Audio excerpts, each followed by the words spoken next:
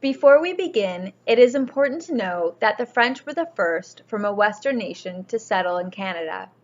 Due to a war occurring in Europe between the French and the British started attacking French colonies. Ultimately, on September 8, 1760, the French surrendered to the British, and with the 1763 Treaty of Paris, New France was officially ceded to Britain. This begins the tension between French and English relations in what is now known as Canada. Today's Canadian Francophone community consists of some 6.5 million people. Changes in immigration and decreasing birth rates have meant a 6% decline in French Canadian population over the last 100 years. Each of the two 20th century wars had brought with it some domestic tensions related to the issue of conscription. There had been passionate opposition to conscription in Quebec in 1917 and again in 1944. Following the wars, there were major changes in Quebec, including the population of Quebec was leaving the farm for jobs in the cities. Higher educational levels meant that more Quebecers had become critical of their situation in Canada, as it was increasingly apparent that English-speaking minority groups in Quebec controlled the economy. Thus, the French felt like second-class citizens in their own nation.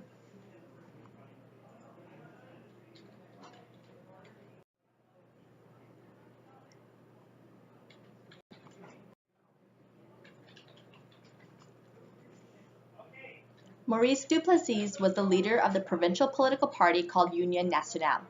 The political party focused on defending provincial autonomy, conservatism, economic liberalism, and rural life. In short, they wanted to maintain a traditional Quebecois society. The Union Nationale received most of its support from rural voters, small and medium-scale businessmen, and non-unionized labor. It did not win the trust of English speakers. Why were the French disgruntled? A combination of the historical tensions between the French and English, which were exacerbated by the conscription crisis of the war. For generations, political and religious leaders in Quebec had protected French culture by embracing French Canadian traditions. Unemployment in Quebec was the highest in Canada.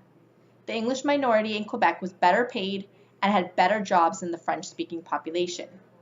Most Quebec industries were owned by English companies. Most top civil service positions were held by English-speaking Canadians. The birth rate in Quebec was falling, and new immigrants preferred to learn English, as well as the fact that there had been immense corruption during the Duplessis reign.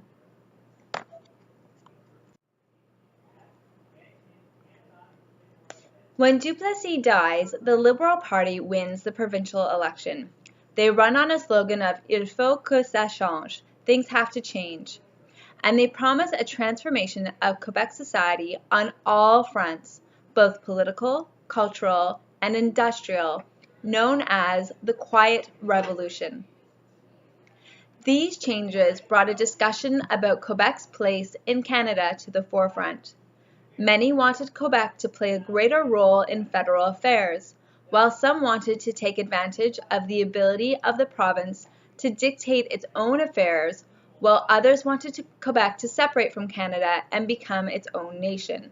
Thus, the stage for the October Crisis was set.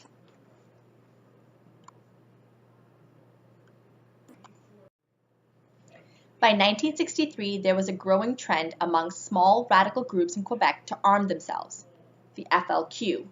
Between 1963 and 1970, the FLQ committed over 200 acts of violence and murdered several people. Most French Canadians opposed these lawless acts, but Ottawa felt that it had to respond.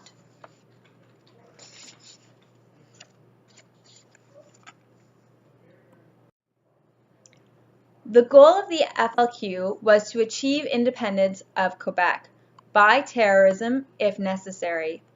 On October 5, 1970, the FLQ kidnapped James Cross, the British Trade Commissioner to Canada. This was followed by a separate kidnapping of the Quebec Minister of Labour, Pierre Laporte. With hostages, the FLQ feels empowered to issue a list of demands which includes the release of prisoners of several members of their group, and as well as FLQ demands including the release of 23 political prisoners held for terrorist acts, free transportation to Cuba or Algeria, $500,000 in gold bars, and, most importantly, they wanted the FLQ manifesto to be read and published, calling people of Quebec to revolution. In response, on October 16, 1970, Prime Minister Trudeau invoked the War Measures Act. This gave the government special powers to arrest citizens. The War Measures Act had been requested by both the government of Quebec and the city of Montreal. The War Measures Act allows for nearly 500 Quebecers to be arrested and jailed, although very few were ever brought to trial. The FLQ was outlawed, and the Canadian Armed Forces patrolled the streets of Montreal and Quebec City. Pierre Laporte was murdered, but James Cross was eventually released.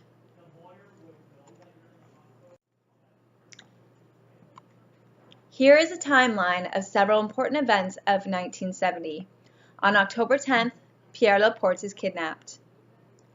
Premier Bourassa goes into hiding for fear of being abducted by the FLQ. Prime Minister Trudeau proclaims the War Measures Act is in place. There are pre-dawn raids, eventually leading to the arrest of 465 individuals. On October 18th, Pierre Laporte's body is found in a car. On December 10th, Cross is rescued after being held hostage in his own home. On December 28th, Laporte's murderers surrender. Ultimately, the crisis was resolved.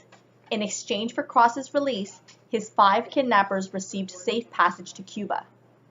On December 28th, 4 men from the Camille cell were arrested and charged with the murder of Laporte. In January 1971, Canadian soldiers withdrew from Quebec.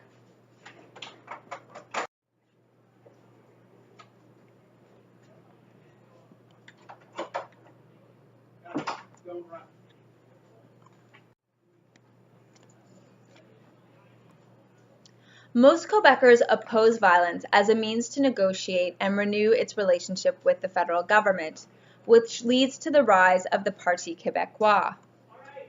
The Parti Québécois is a nationalist political party formed in Quebec in 1968. Its first leader is René Lévesque.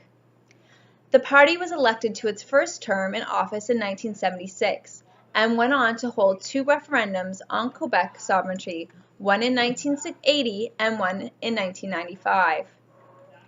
84% of Québécois want a new relationship between Quebec and Ottawa, but only 20% want full independence from Canada.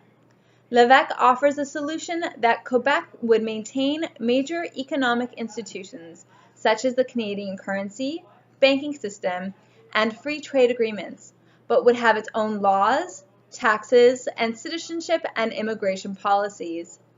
In 1976, the PQ wins the election in Quebec, but there are questions about whether Quebecers are voting for the PQ or against the corruption of the Liberal government of Robert Bourassa.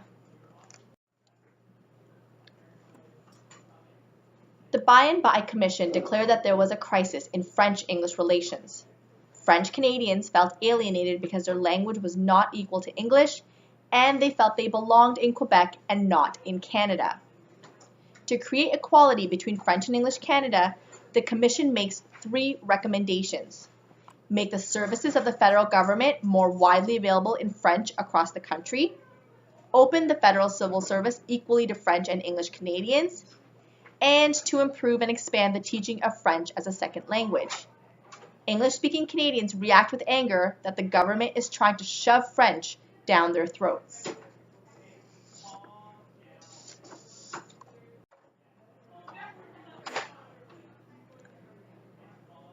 Bill 22 made French the only official language of the province. It required all official contracts to be written in French. Businesses were to communicate with their employees in French, and all public signs were to be in French.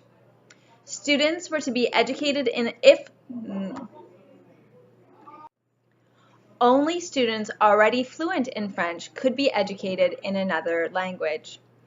English-speaking Quebecers felt the bill went too far and deprived them of their rights as Canadians in a bilingual country. Bill 101 was known as the Charter of the French Language. It strengthened Bill 22 by adding more regulations.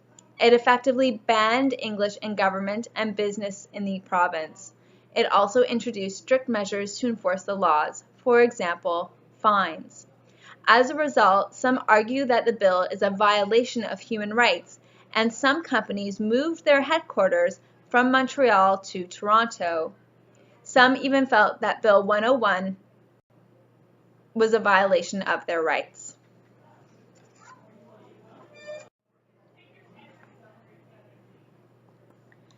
A Quebec referendum called by the Parti Québécois government was held on May 20, 1980, to ask the people of Quebec for a mandate to negotiate on an equal footing a new agreement with the rest of Canada, thus honoring the promise it had made in 1976 to hold a referendum before taking steps towards a sovereign Quebec. The question asking for a mandate to negotiate sovereignty association with Canada was disappointing for separatists, who wanted a vote to separate, and angered federalists who felt like the question was confusing and essentially trickery. The result of the referendum was that Quebecers voted no in response to the question, and therefore the provincial government was not given the mandate to negotiate.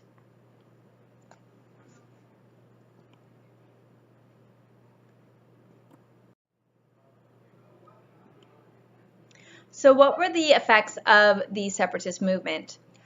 Prime Minister Trudeau hoped to repatriate the Constitution. What is a Constitution? It is all the laws, rules, and structures, the way the Canadian political system runs. The document that makes up these laws, rules, and practices and structure of Canada is called the Constitution of Canada. Since Canada was part of the British Commonwealth, if they wanted to make any changes to the Constitution, then it needed to be okayed by the British government. Pierre Elliott Trudeau decided it was time to patriate, or bring home, the Constitution. So if the Canadian government wanted to change the Constitution, they could do so without any British input. Trudeau hoped that a Canadian Constitution might persuade Quebec to stay in Canada, because there would be fewer ties to Britain, and that increased recognition of French speakers and Quebec's role in Confederation would make the French happy.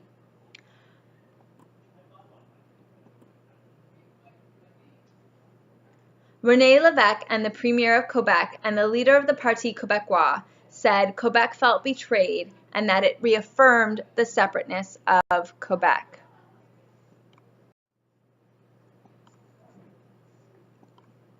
The changes included the power to amend or change the Constitution would be brought home from Canada. Changes to the Constitution could be made if the federal government and 7 provinces representing 50% of the population agreed to the changes. For example, to abolish the role of the Senate, the federal government would have to get 7 premiers to get rid of the Senate. On December 1981, the federal government votes to bring home the Constitution. Most Canadians were thrilled. Quebec, however, flew provincial flags at half-mast to signify the insult done to Quebecers by English Canadians. Canadians went to England to ask for control over our Constitution, which was granted on March 8, 1982. This cemented Canada's status as a fully independent country. Thus, the Constitution is referred to as the Constitution Act 1982.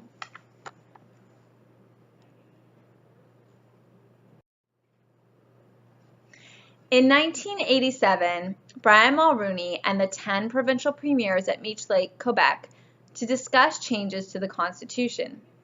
Each province has its own demands that are largely regional in nature. After 10 hours of negotiations, an agreement was rescheduled. The 5 main changes included: the provincial government would have input in the nomination of the Supreme Court judges. They would have increased power over immigration rules. They could opt out of new federal programs, but still receive money for enacting equivalent programs. They could have veto power in proposed constitutional amendments, and Quebec would be recognized as a distinct society.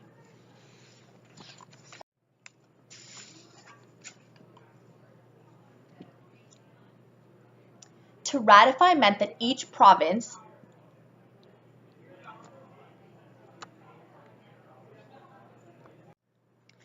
To ratify means that all provinces would have to agree. So attempt 1 was made at Meech Lake. Meech Lake was an effort to complete the constitutional process and meet some of Quebec's demands. This included the confirmation of a distinct society, the right to allow provinces to nominate Supreme Court judges, yet the accord was not ratified by all 10 provinces and thus failed.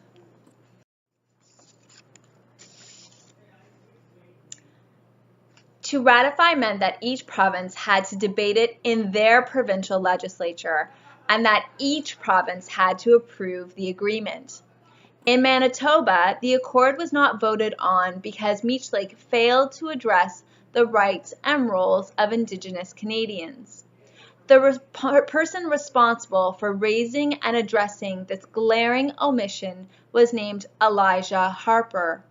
As a result of Harper's stand, Newfoundland Premier Clyde Wells withdrew from the accord.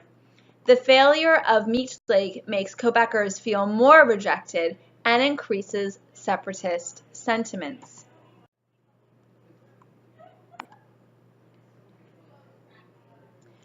The government collects input from a wide range of Canadians. The proposed changes to the Constitution include social and economic issues.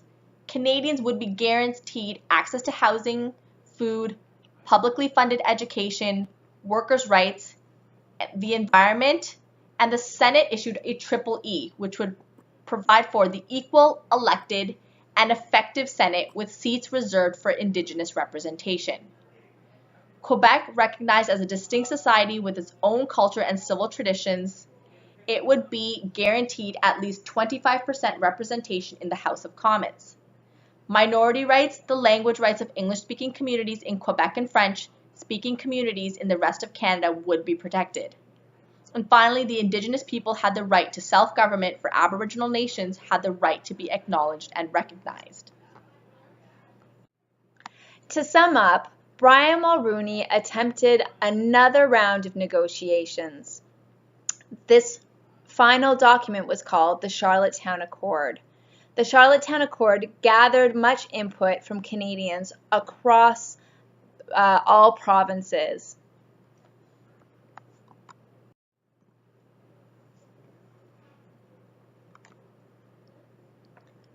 Concerns about the accord were that Aboriginal self-government was too vague and that too much had been given to Quebec and it did not address gender equality. The Charlottetown Accord was supported by all provincial parties, the NDP, Liberals, and the Progressive Conservatives. However, it was rejected by the Reform Party, Pierre Elliott Trudeau, the National Action Committee on the Status of Women, and the Parti Québécois. Ultimately, the accord was rejected.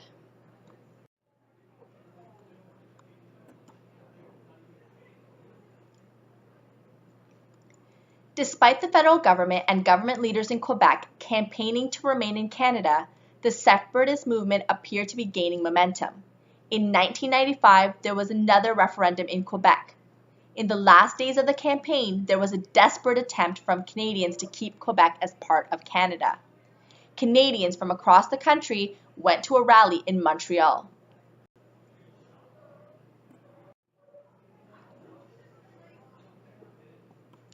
The results: 94% of Quebecers vote. 50.58% vote no against separating. 49.42% vote yes for separating. In response to the close call of this 1995 referendum, the Supreme Court rules that Quebec cannot unilaterally separate. As a result, the Clarity Act is formed to outline the conditions the federal government would recognize if a province or territory wished to separate from Canada. The Clarity Act stipulated that the House of Commons has the power to decide if the question is clear before public voting.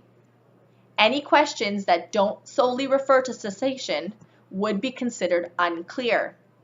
The House of Commons also decides whether or not a clear majority has expressed itself in any referendum. All provinces and First Nations are to be part of any negotiations if a clear majority vote to separate occurs. And finally, the House of Commons can override a referendum decision if it feels that the referendum violates any aspect of this Clarity Act.